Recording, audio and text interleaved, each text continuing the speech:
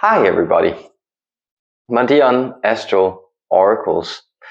I'm gonna go straight to the channeling. Simply say that the Lyrans have been missing for quite a while. Haven't been getting much from them or been much called to work in that direction, and now they seem to be kind of turning up, tuning in different ways. So let's check in with the Lyrans and my Lyran guide Iēsmun, and it's going to be about taking up space and manifestations from the heart. So let's just check in and see what they have to say. Much love to you out there.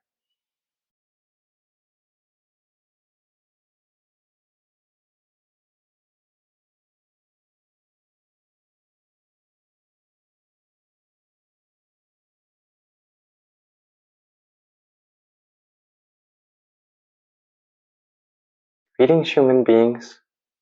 I, Iēsmun of the Lyrans, coming to you from a higher space of calm and quietude, yet invested in also protecting these energies with the resistance necessary to do so. This is indeed the quality of space. Every space resists something else, and therefore it allows for something to be contained.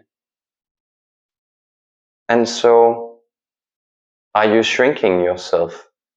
Do you feel that it is perhaps too difficult to take up the full space of your body? Maybe take up the full space of your living space.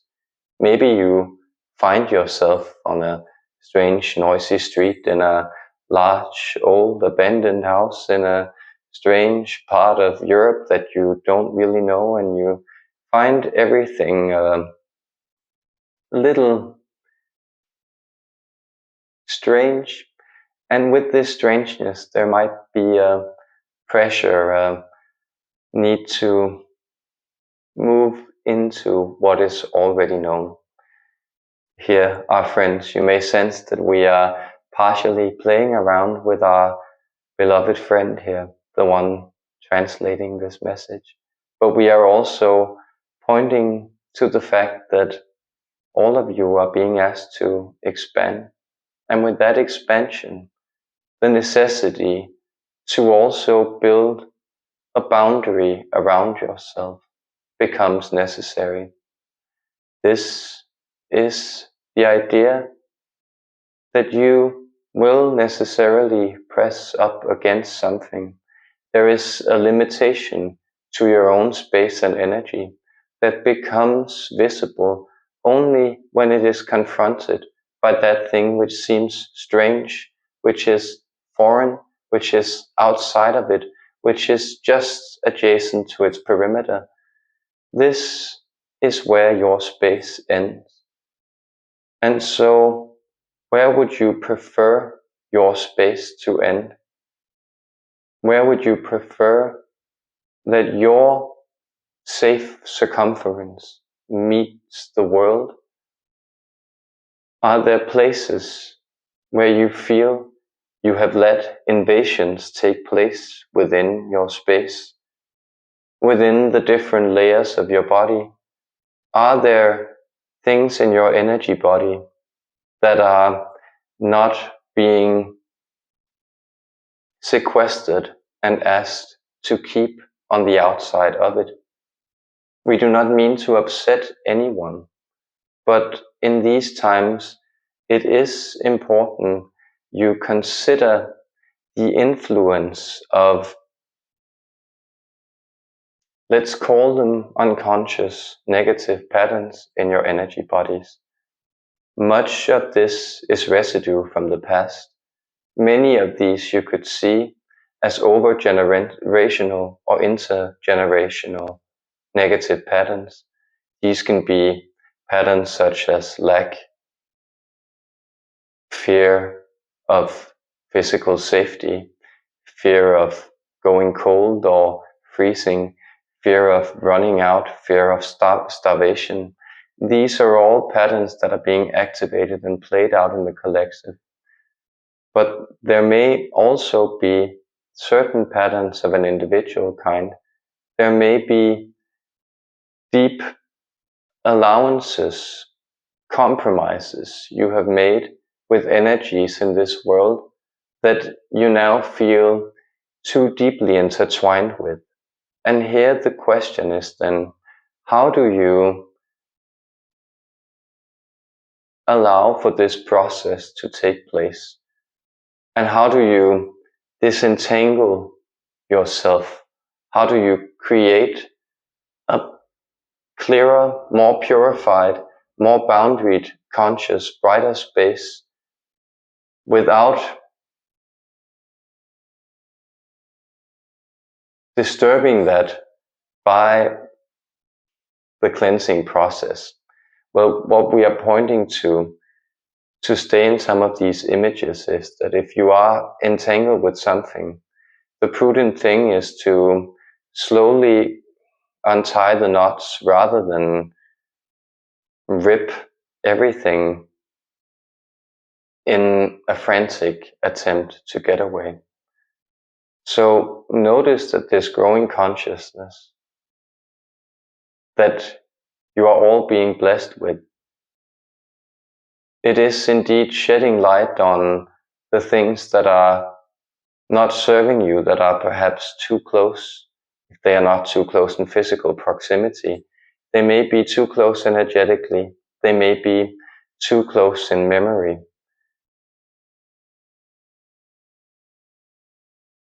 And here you can then begin to construct these boundaried spaces. You can allow for this problem to be placed in an outer shell of your bodily awareness, of your spatial awareness.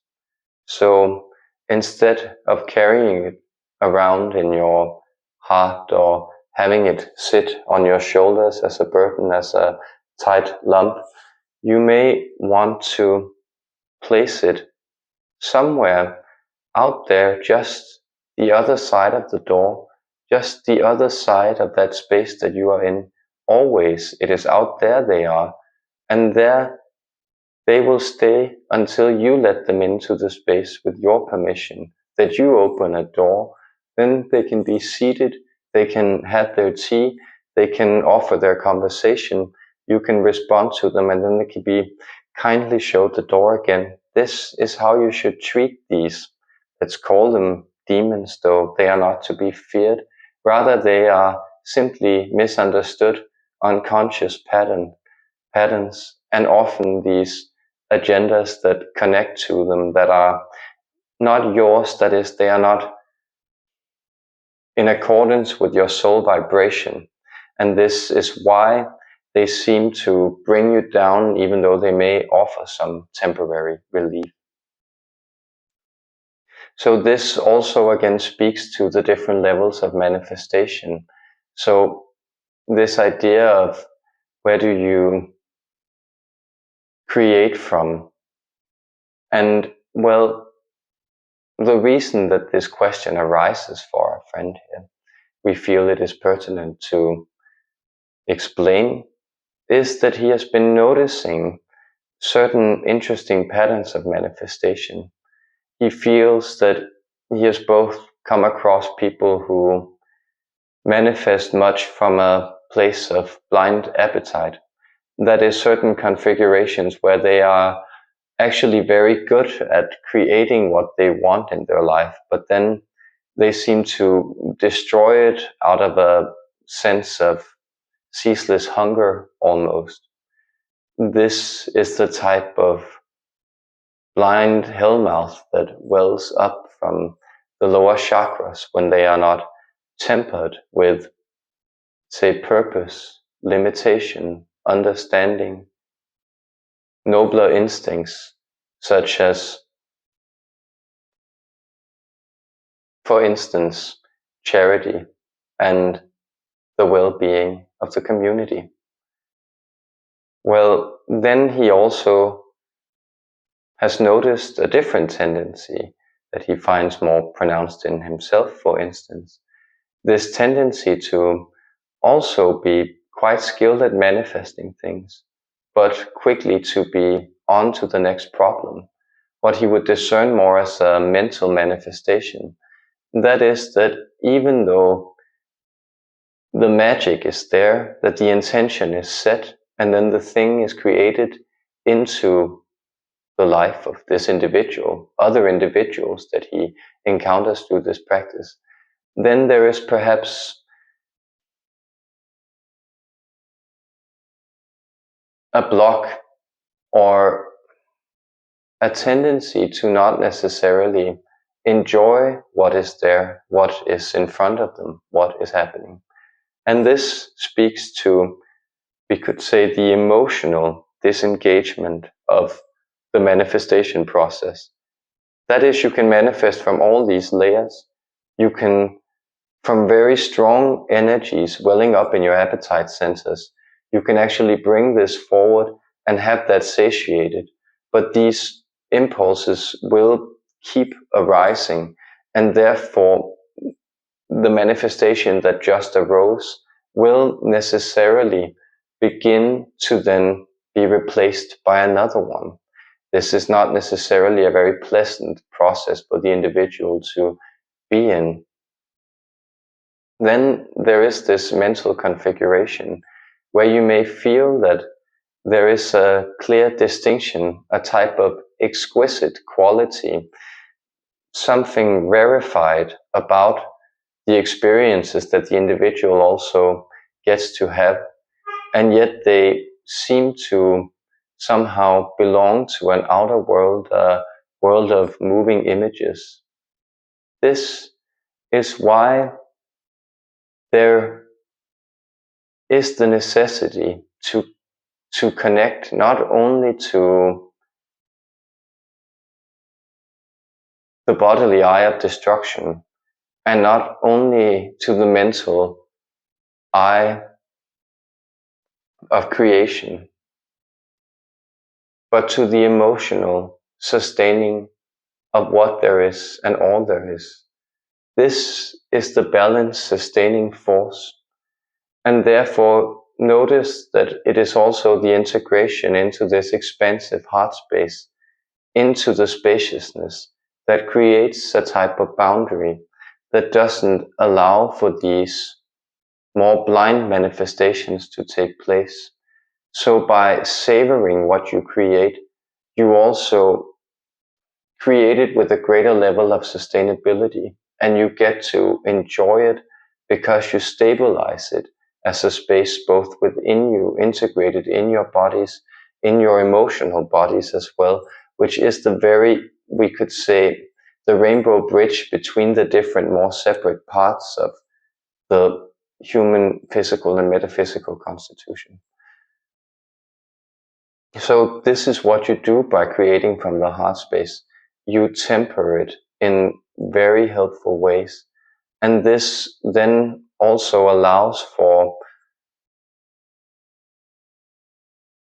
the process of blind appetite to reach its cessation by being satiated. That is, you will find that there is a type of fulfillment that can be attained in what is manifest as it begins to deepen, as it begins to connect to more reality. It becomes richer. That you could, for instance, see in a relationship where you will find that the more intense physically laden energies of the early stages of a relationship might, let's say, in the successful criteria of the human species, develop into something that's seen more as a very, very deep bond between two people who gain deeper and deeper understanding for both their, let's say, positive and negative sides. And here a deeper union is then established in the world. This speaks again to the establishment of the heart space. That is, it speaks to this attainment of a natural boundary. So notice that there is a type of flame within you. There is a beacon that's always burning. There is a radiance that's coming through you. And if you were to place yourself in a dark room for approximately 80 hours, you would begin to experience this luminescence, all of you. Some it would take far shorter. But that is to say that this luminescence is growing, and it is important when you find that impulses arise either in your mind or from below, that you connect them to an emotional integrity. And you can do this essentially by seeing it as something that enters the field of your playing child. That is, any impulse, give it a type of shape. Is it an animal? Is it a thing? What kind of toy is it? And how is your inner child responding to it? How is it experiencing this impulse coming in? Does it want to engage with it? At what level does it want to engage with it? Is it honoring that deep instinct of joy, bliss, and fulfillment, which is indeed what informs not only the human heart, but all hearts and all sentient things in this shared and infinite reality of ours? And therefore, with the sacred bliss shining at you, the radiance of 10,000 suns, I extend the unconditional love of my collective, we the Lyrans, the Anandi, and I, Iēsmun, Star Warrior, I have been glad to share energy with you this day. Extending my love, I bid you farewell.